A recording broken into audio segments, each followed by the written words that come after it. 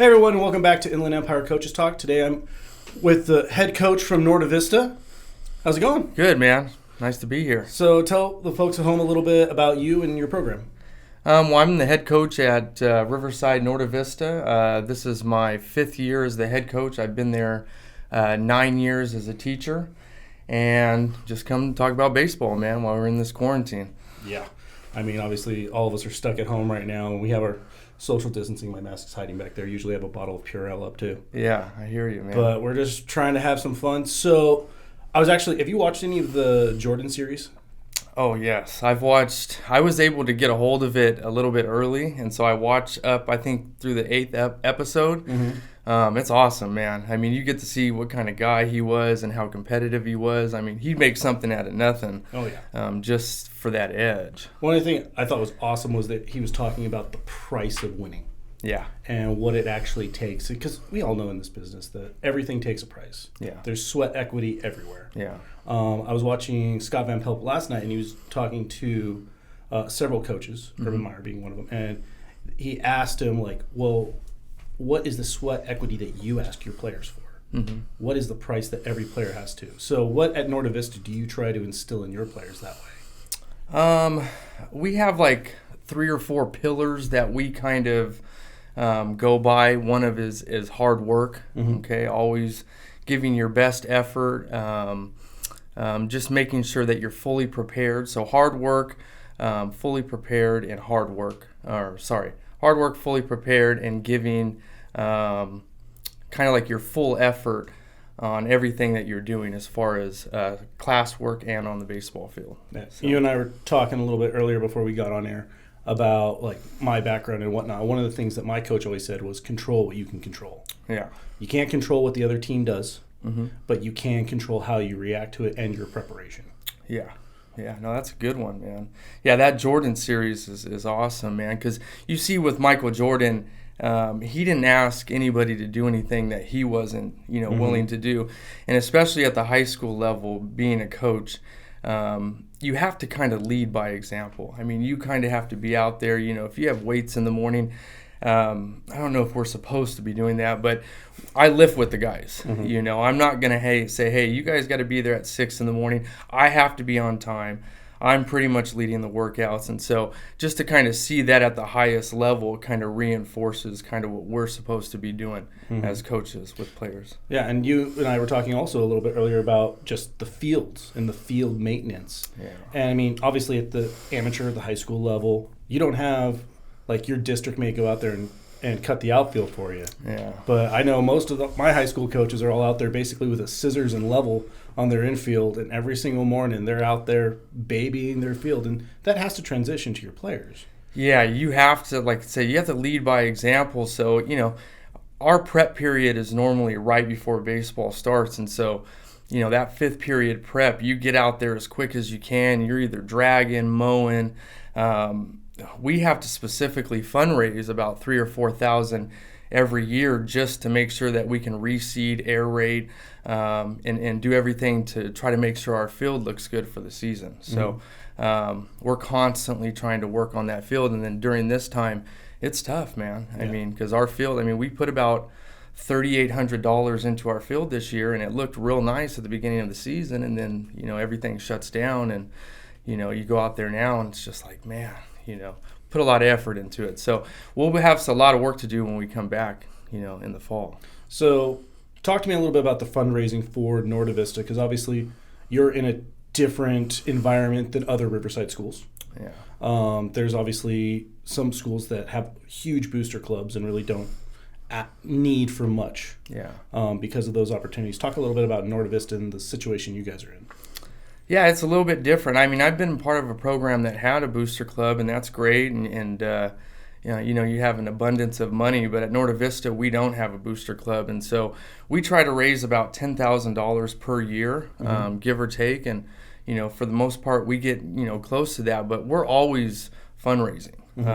We're always doing banners. We're always selling something. And so we have a good fundraising guy, and we try to get about 4 or 5 in per year. And this year, I think the banners were big for us. We had kids go out to businesses and get a $300 banner. And if every kid can do that, we're going to be close to the amount that we want to raise. And so they did a really good job this year of doing that. But, leading by example, I was able to go out and get, 2 or 3 banners myself to say, hey guys, I got, 2 or 3 banners, you can get one.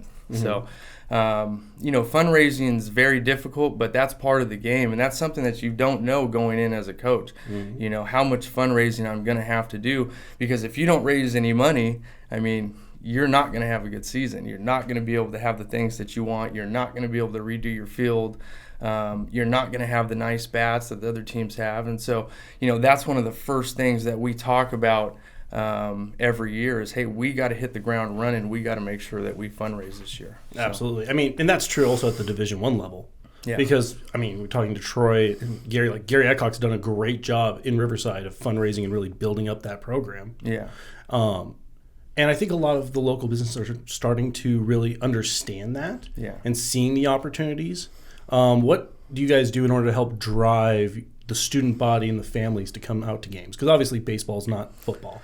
You don't have Friday night lights the same way. Yeah, we try to, by, like doing the banners and stuff like that, having businesses support us, and hopefully they can come out. But we have a Facebook page.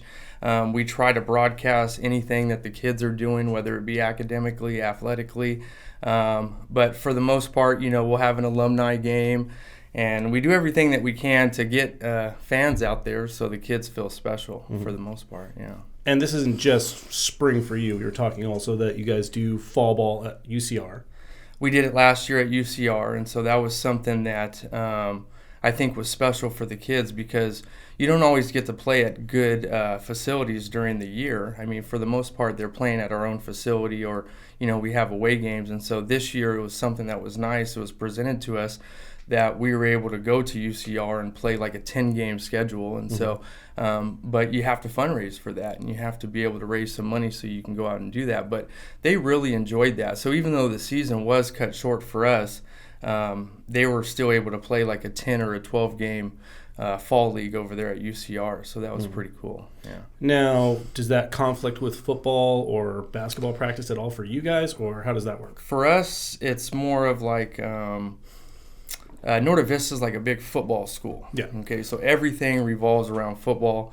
And so, a lot of our guys, if we do have a conflict, you have like 2 or 3 guys that play football. And so, those guys, they weren't able to participate with us in the fall. So we don't want them getting hurt out there, and then they can't play on Friday night when they're every year shooting for a CIF title. So yeah, you don't want to go against the longest standing coach in the IE. Yeah, Ken Baddorf.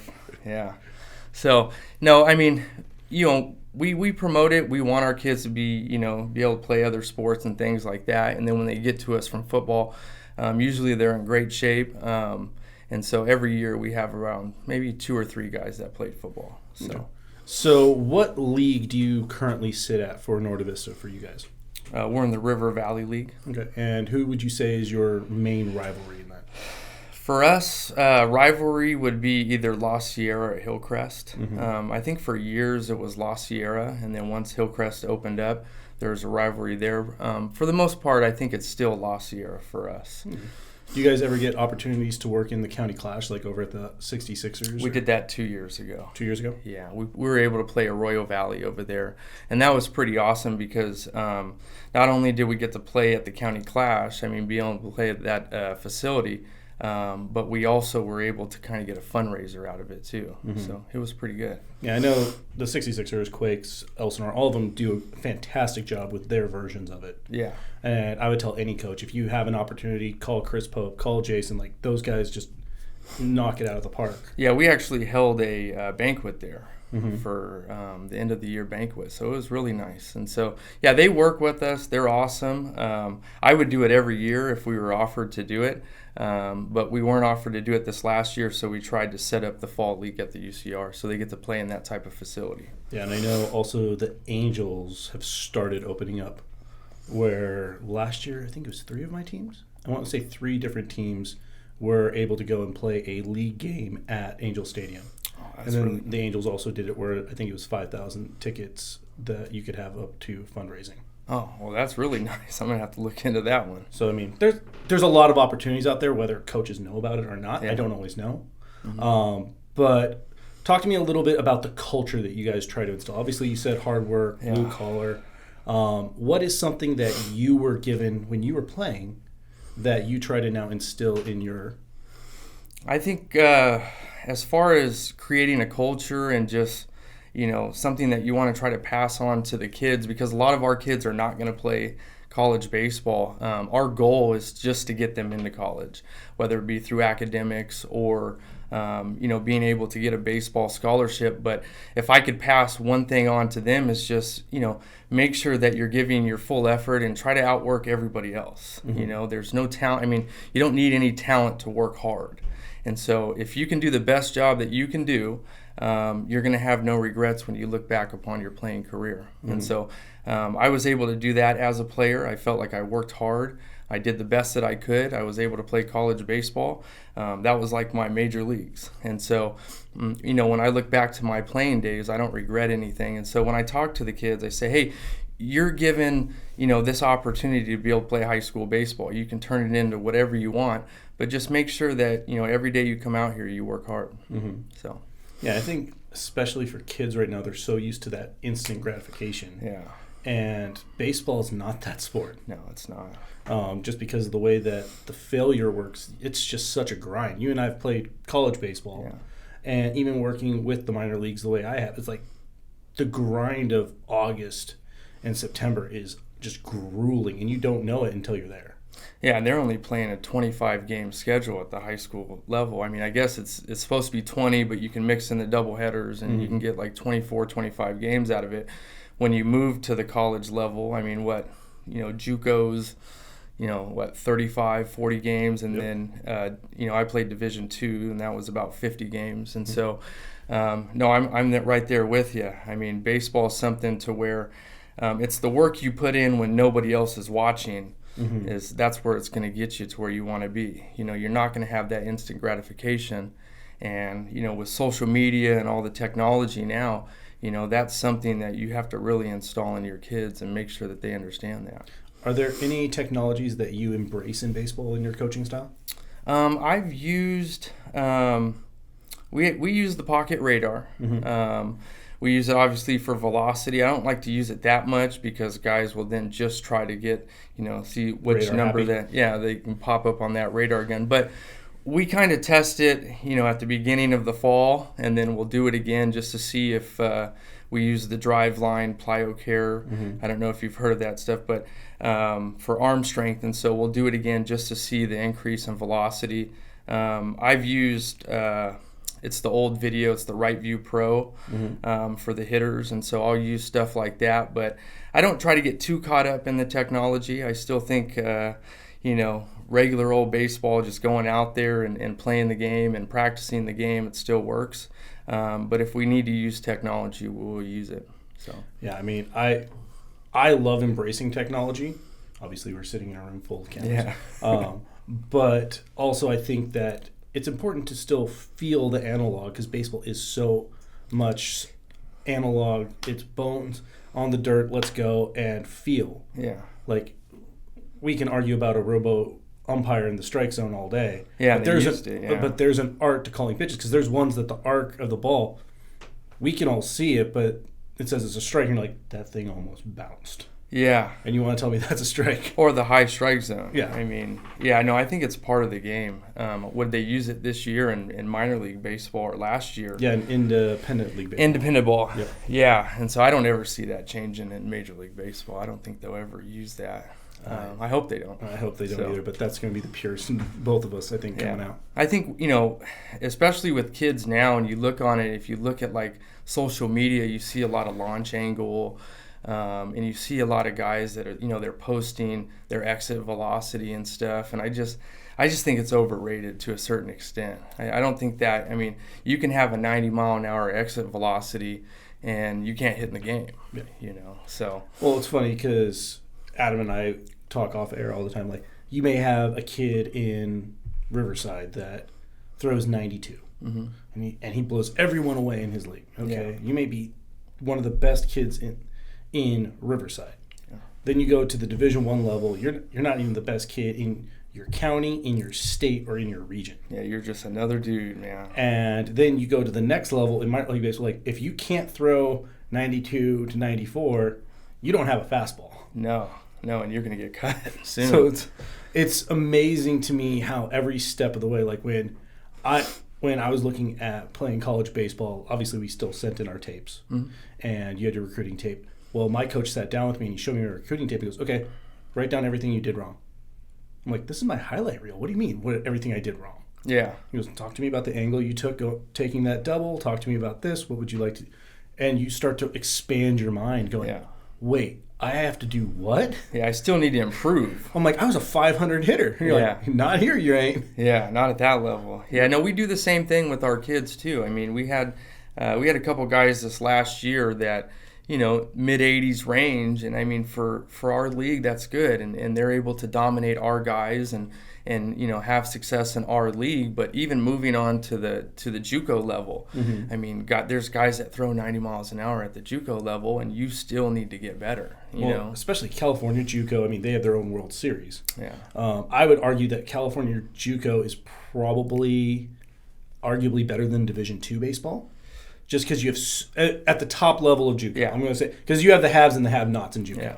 But so many of the programs, like College of the Canyon, Cypress, like you basically have 5 or 6 D1 throwbacks every year. It's the same thing. Like, I worked the NAIA World Series, and the teams that were out there were essentially a minor league or a Division I team, because there was a kid that was throwing for Hope International 2 years ago. He lived in Hawaii. His dad was a pilot. He flew him over because he was taking his classes online. He pitched on Friday and then flew home. And the kid was 28. I'm like, how is this possible? But NAIA has different rules. Yeah. The kid looked like he should be pitching on the Dodgers, not freaking doing NAIA baseball. Yeah, with a 97-mile-an-hour fastball. I do agree with kind of what you're saying as far as JUCO and like D2 and stuff like that. High-level JUCO, especially out here. I mean, you go to RCC, I mean, there's some dudes there.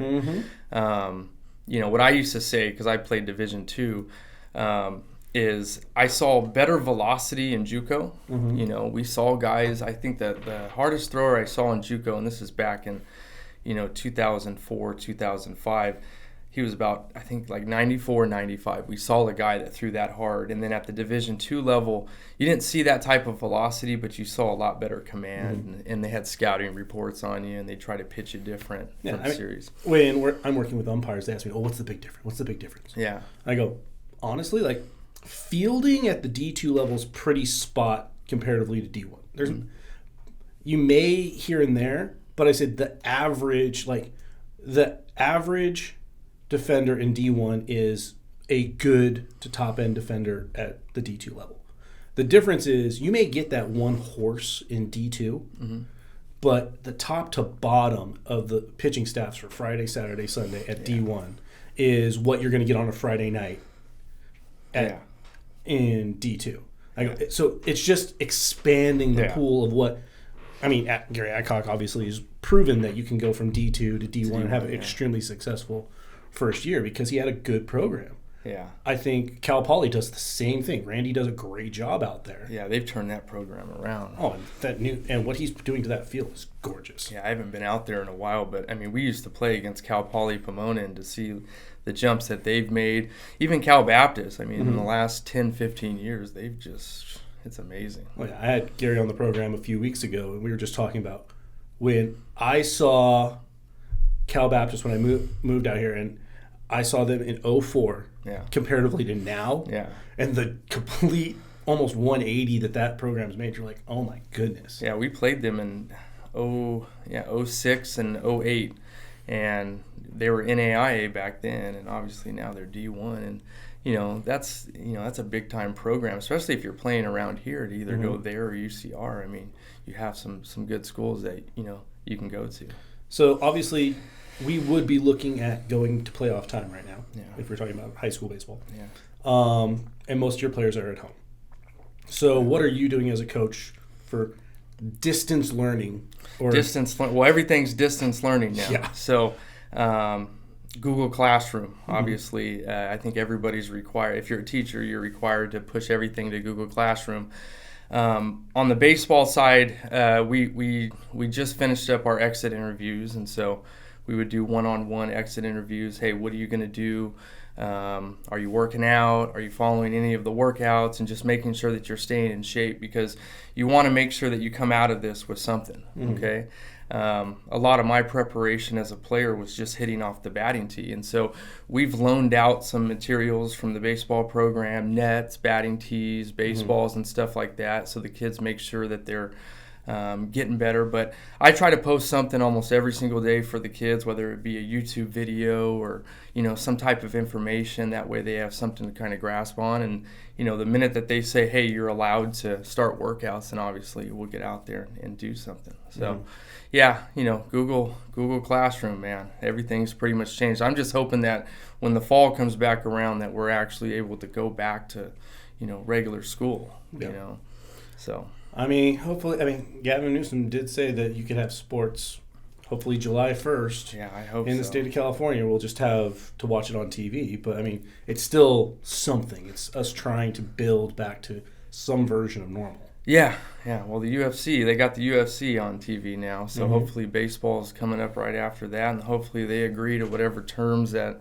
half season and the half pay, or some of the stuff that they're talking about right now at the MLB level is just, I just hope they come to an agreement. So yeah, it's way above both of our pay grades, obviously, but from a fan's perspective and for somebody that works in the sports industry, it's letting people know that the lights will turn on. Yeah.